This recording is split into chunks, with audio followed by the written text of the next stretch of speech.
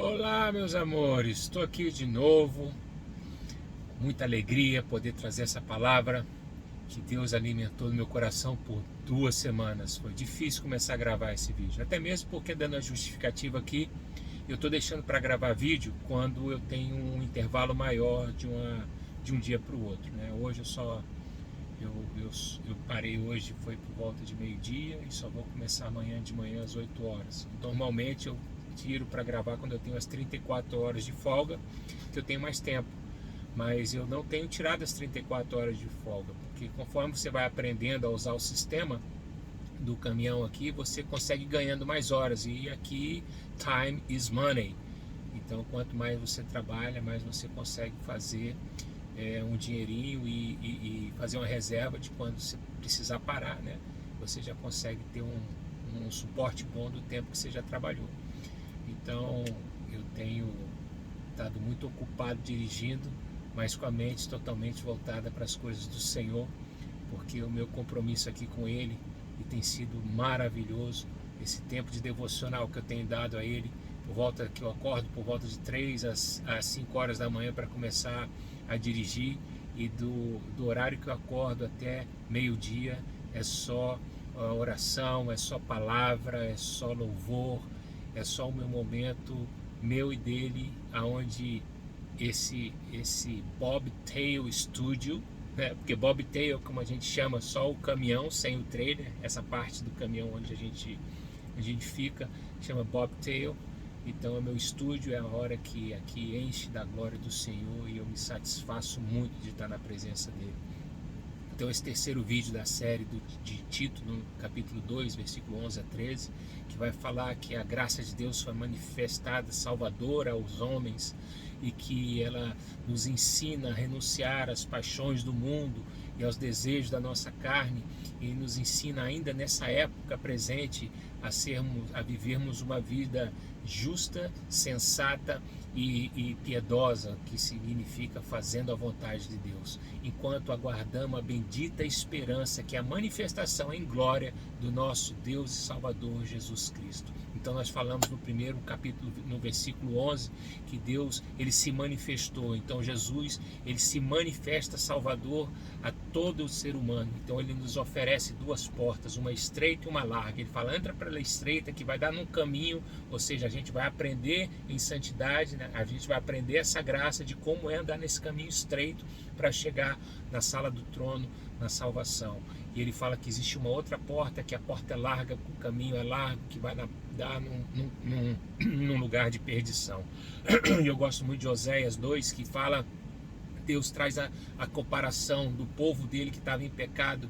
Então ele compara o povo dele a uma prostituta que sai para procurar o sustento através dos seus amantes, e Deus fala que ele bota ao redor dela uma cerca de espinhos para que ela não possa chegar e alcançar esses seus amantes. Então ela resolve retornar ao seu marido, ou seja, resolve Israel voltar para Deus por conta dessa proteção de espinho. Então acredito nesse caminho estreito que Deus nos prepara.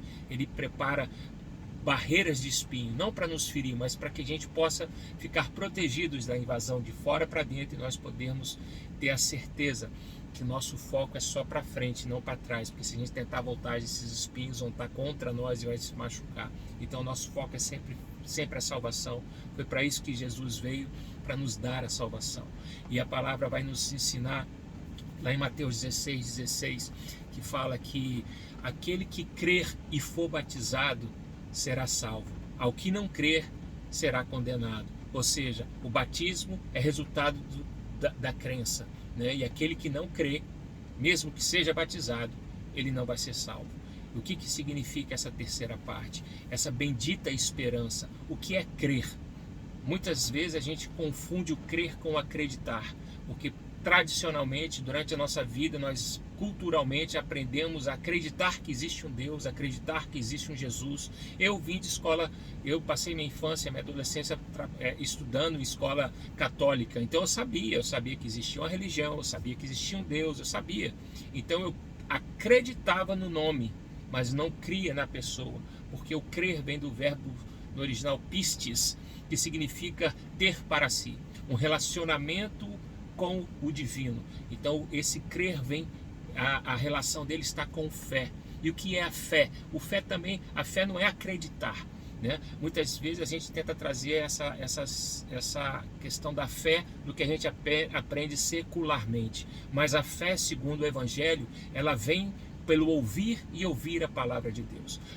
A fé é um dom gratuito de Deus que Deus nos dá para que a gente possa alimentar essa fé através da palavra de Deus. Então essa fé só é alimentada no nosso coração mediante estudar a palavra de Deus, ouvir, ter contato com a palavra de Deus. Por isso que é importante nós estarmos em confraternização, é por isso que é importante nós estarmos num corpo de Cristo, para que essa palavra possa ser manifesta, para que essa palavra possa ser ouvida e a nossa fé possa crescer. A palavra fala que Satanás está ao derredor procurando a quem tragar. A Bíblia fala que a fé é o nosso escudo, é quem nos protege. Então eu creio que Satanás, quando quer tirar alguma coisa, a primeira coisa que ele faz é confundir a nossa fé. Porque sem fé é impossível agradar a Deus. A fé é um mecanismo onde a gente agrada o coração de Deus. Então onde não há fé, não há como agradar o coração de Deus.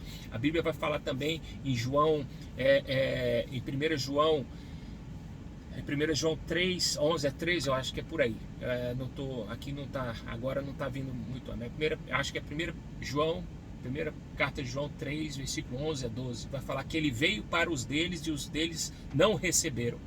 E todos aqueles que o receberam e creram no nome de Jesus, esses foram salvos. Deus deu o direito de ser chamados filhos de Deus. Então, quer dizer, eu preciso crer no nome ou crer na pessoa? Acabei de falar que não precisa crer no nome, mas aí ele vai no versículo 13 explicar quem é essas pessoas que creem no nome. Ele fala que as pessoas que creem no nome são as quais não nasceram da vontade do homem, não nasceram da vontade da carne, não nasceram da vontade de uma pessoa, mas nasceram de Deus. A Bíblia vai falar que nasceu de Deus, não é da minha vontade.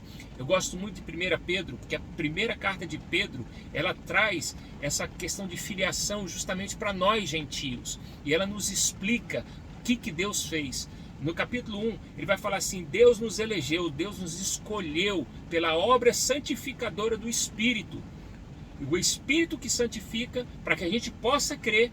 E aí ele vai falar assim, para sermos dedicados, obedientes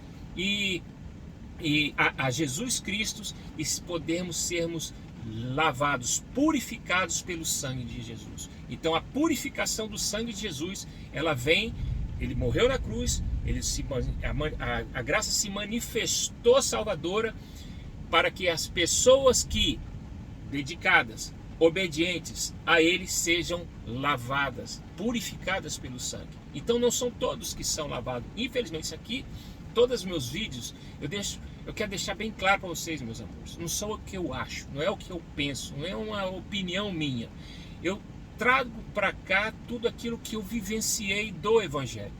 Tudo que eu falo aqui está no Evangelho, não é o que eu acho, não é uma opinião, é o que está lá. Por isso que eu incentivo, e vou deixar aqui na descrição, 1 Pedro em áudio, na nova tradição da linguagem de hoje, bem fácil de se ouvir, para que você possa absorver essa mensagem e ouvir da palavra de Deus o que ele está dizendo. Então essas pessoas que foram eleitas, elas obedecem, elas são dedicadas para que o sangue purifique.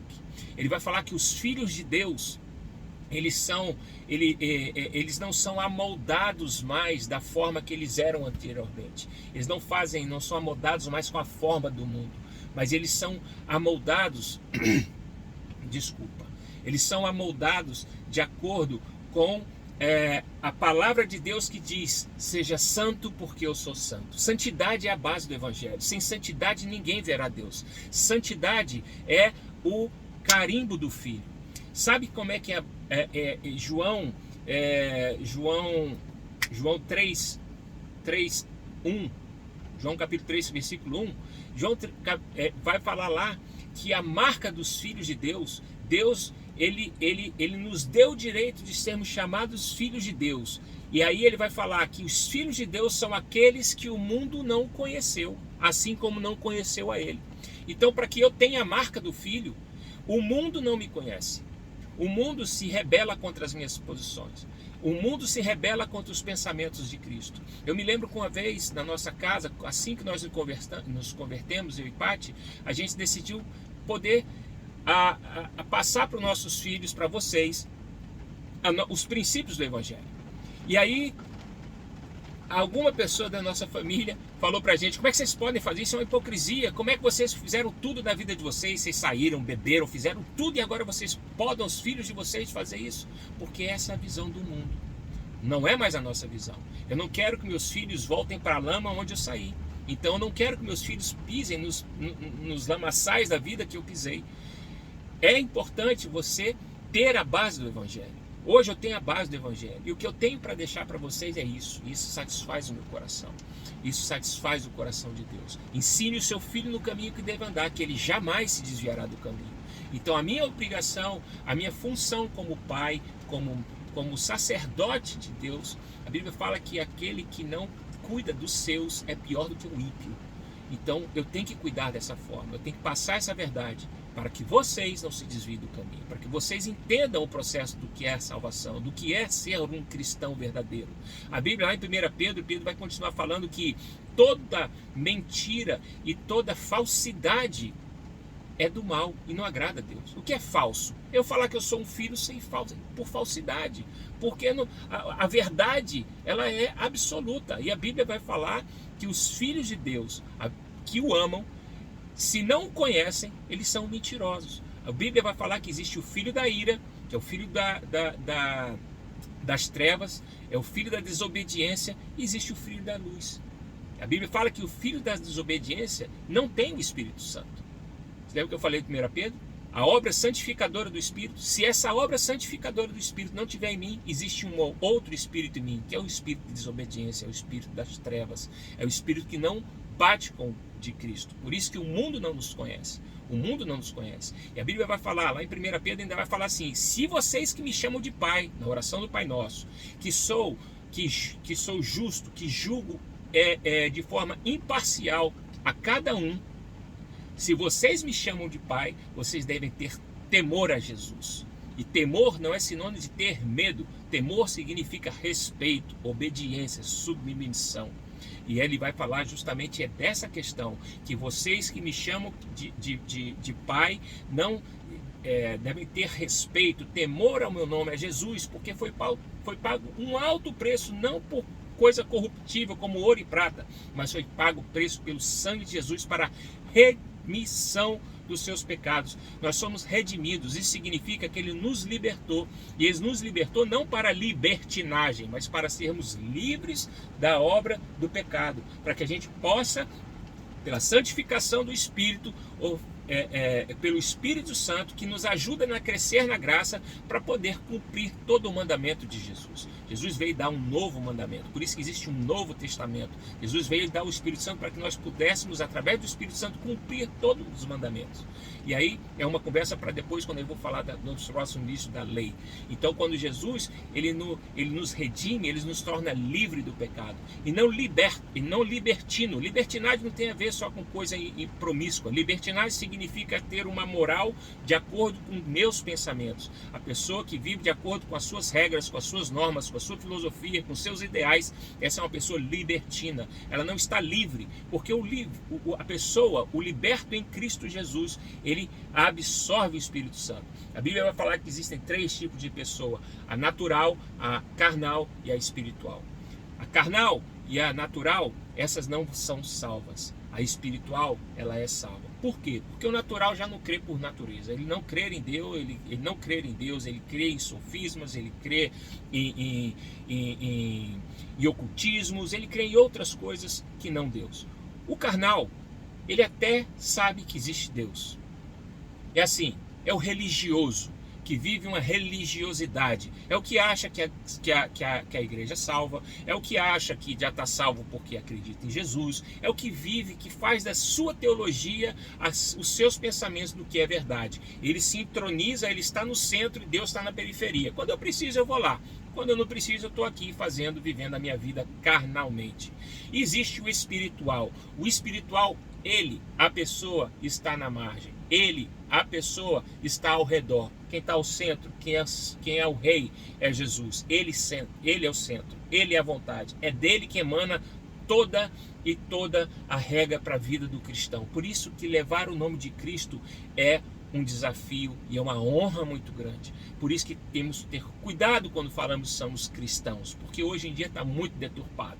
Quando eu falo em conversão, eu não estou falando sair da igreja católica apostólica romana para católica apostólica. A minha diferença hoje é que eu sou um católico apostólico, só não faço da parte da igreja política do Vaticano. O Vaticano, pelo Concílio de Latrão, passou a ser um Estado independente. É política.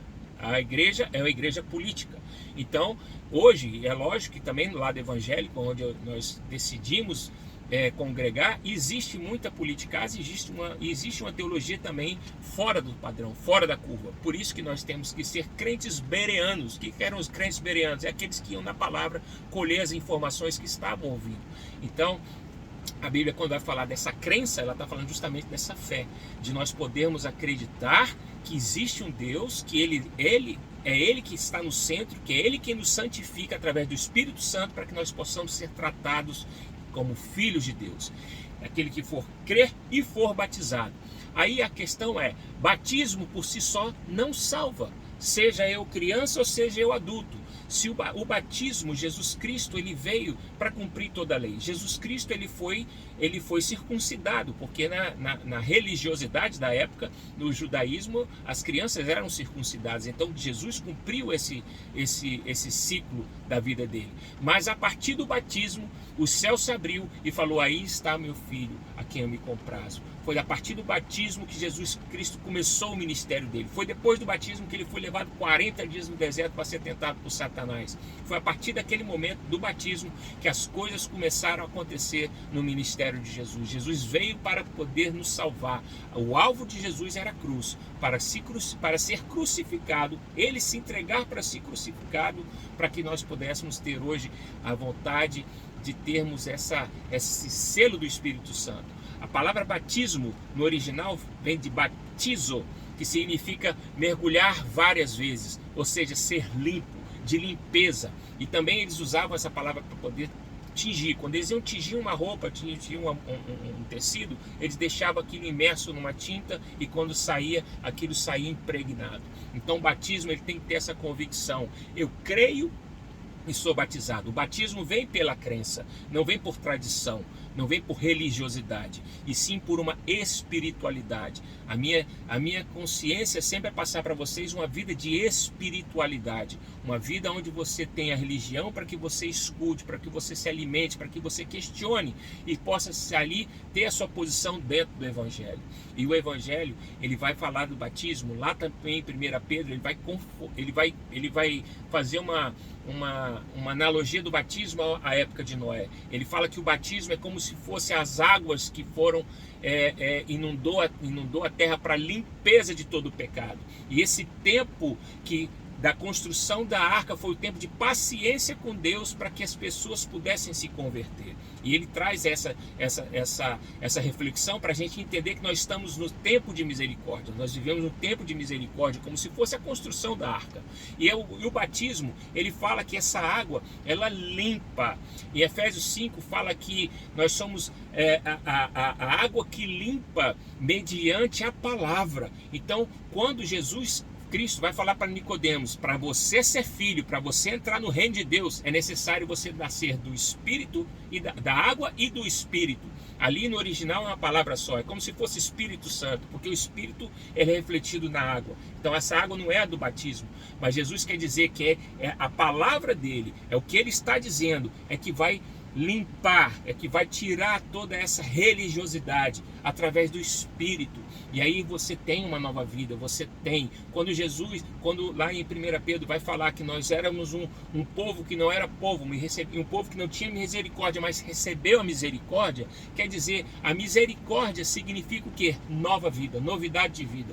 Então o que Jesus estava falando para Nicodemos Para você ter uma novidade de vida, para que você receba a misericórdia do Senhor, é necessário que você tenha uma vida nova, que você seja lavado pelo Espírito Santo. Então, quando ele fala do batismo, ele fala que é justamente essa água que vem no dilúvio para tirar a limpar todo o pecado. E aí o texto vai tratar essa limpeza como: o batismo não é só a limpeza do corpo, não é você entrar na água e sair limpo, mas é uma limpeza de consciência, para que você tenha um compromisso consciente com Jesus, o seu Senhor. Ele chama Jesus do nosso Senhor, nós somos servos de Jesus, e não ele nosso servo, nós somos servos de Jesus. Então, quando ele fala que nós temos um Senhor, ele está falando justamente isso. O batismo, ele veio para limpar a nossa mente, metanoia, veio fazer uma metanoia, mudança de mente. Nós não pensamos mais como o mundo, mas agora nós estamos ligados no céu, nós estamos ligados com as coisas que estão por vir. Naquela época eles já falavam que estava perto, agora está muito mais perto. Então essa palavra de hoje é justamente para falar dessa questão da salvação. Ele está voltando. Essa expectativa de nós é como se a gente quisesse que acabasse tudo amanhã, para que a gente pudesse estar na eternidade. Mas é a mesma expectativa que a gente quer passar muito mais tempo nessa terra para levar as boas novas do Senhor. E esse é o nosso ânimo diário, é o meu ânimo diário, é me alimentar cada dia para fazer a obra do Senhor, para poder, nos momentos que eu posso, trazer essa palavra da verdade para alimentar o seu coração. Um beijo e até a próxima, falando sobre a lei. Amo vocês.